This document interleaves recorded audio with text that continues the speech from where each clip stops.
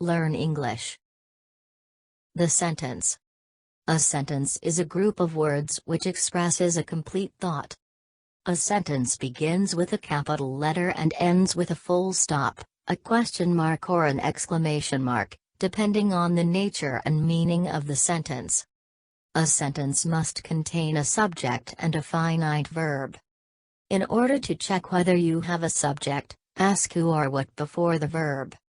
This subject may be replaced with a pronoun, for example he, she or it. The boy plays. Who plays? He plays. Sentences are also classified as follows.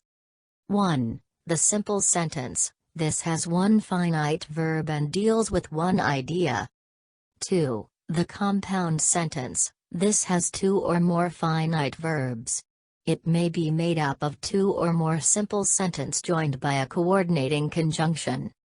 3. The complex sentence. This contains one main clause or thought and one or more subordinate clauses which provide additional information. They are joined by subordinating conjunction.